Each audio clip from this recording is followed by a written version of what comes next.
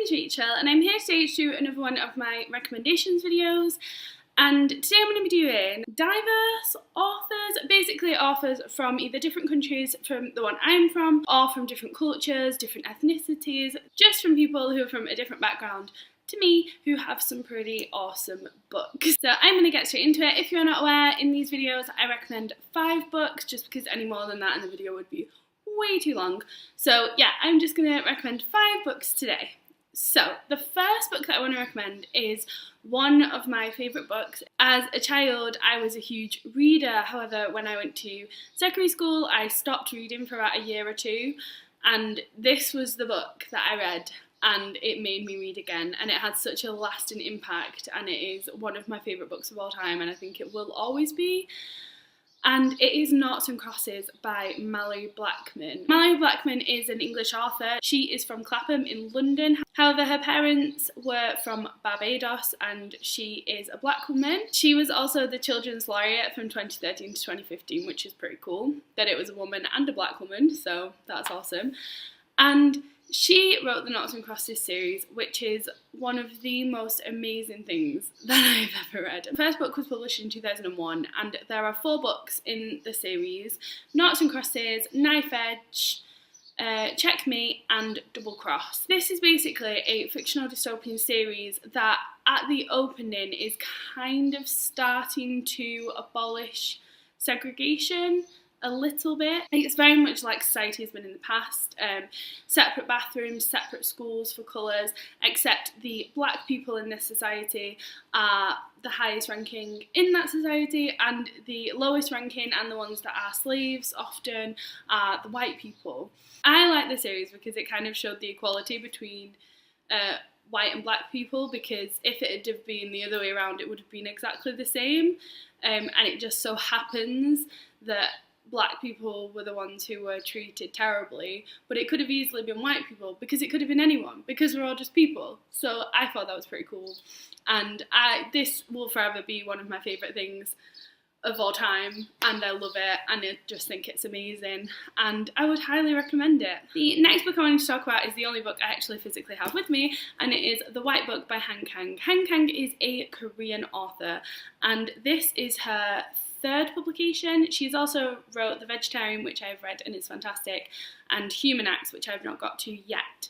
However, this book is basically very weird. It's a cross between kind of a poetry collection and just like a descriptive list.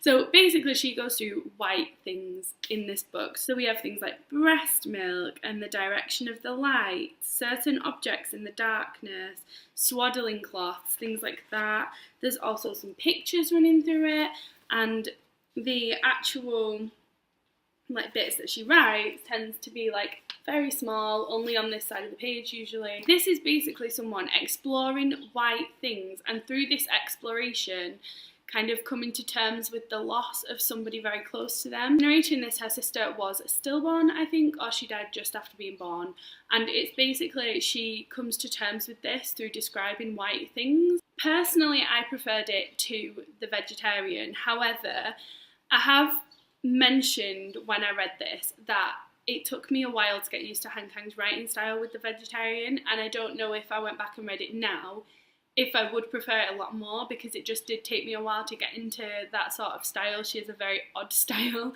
but a very enjoyable one, and this is fantastic. This was published in 2017 and is translated by Deborah Smith, I think. Yes, it's absolutely beautiful. This is the hardback one. And yeah, I would highly recommend this. It's a very, very quick read. The next book I wanted to recommend was one of my favourite books of last year, I think, or maybe 2016. I'm not sure when I read it, but it was published in 2016.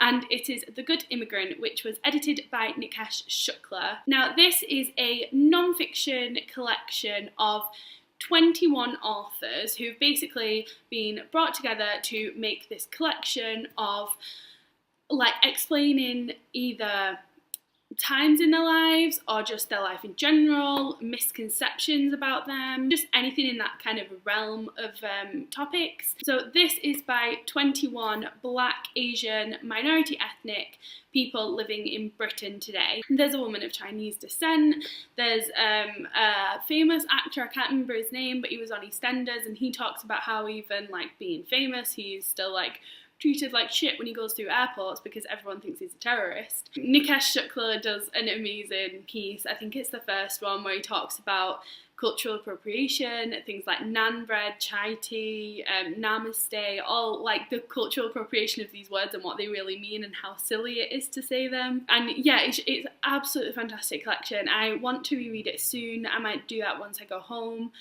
And yeah, it was just very, very enjoyable, and I would highly recommend it. And it's very, very interesting because it was written in 2016. I think it really brings to a head the situation now and the problems now that people face, because it's very easy to say, oh, well, things were really bad a long time ago and they have improved. And yes, that is true, but that doesn't mean there is no more room for improvement. And I think this book kind of brings to light the things now that we need to change. So I thought it was absolutely fantastic. The next book I wanted to recommend, you will have probably heard of. It has been talked about so much on BookTube, but I think for the right reasons, and it is Homegoing by Ya Gyasi. So this was published in 2016 and is Ya Gyasi's debut novel, which is just unbelievable because it is so fantastically well written, in my opinion, that I just think it's amazing that that's her debut novel. And if her debut novel is going to be that good, what is her next novel going to be?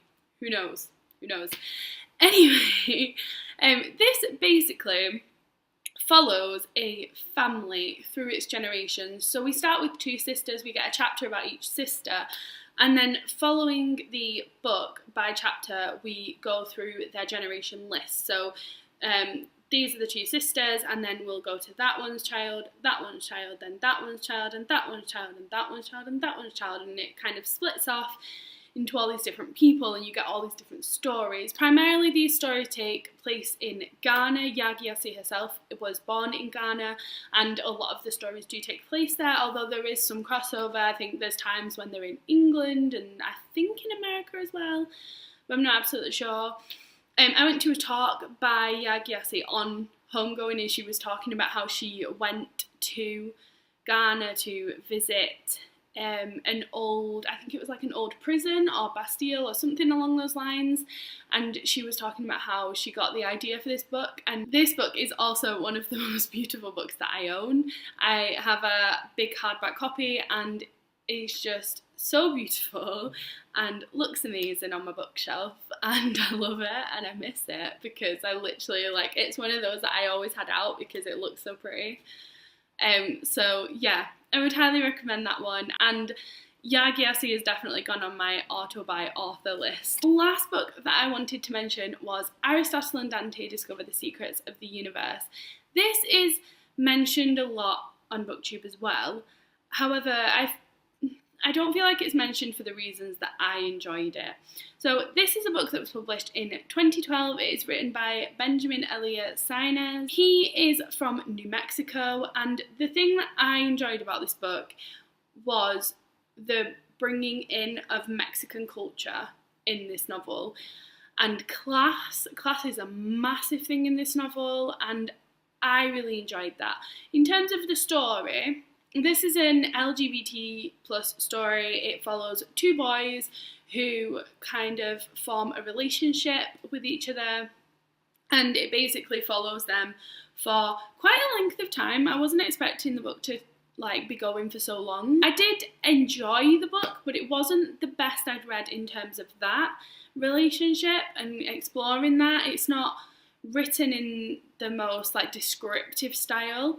And so that's what I enjoy. I didn't find it as good as, say, something like Simon vs. the Homo sapiens Agenda. That's a lot better. However, the thing that I really enjoyed about this was the bringing in of class, the bringing in of Mexican culture. We have Ari on one side, who is from a lower class background, and I think someone in his family's in prison, or he doesn't talk to them. We have this side of it, very low class, and we have sort of his experience from that side.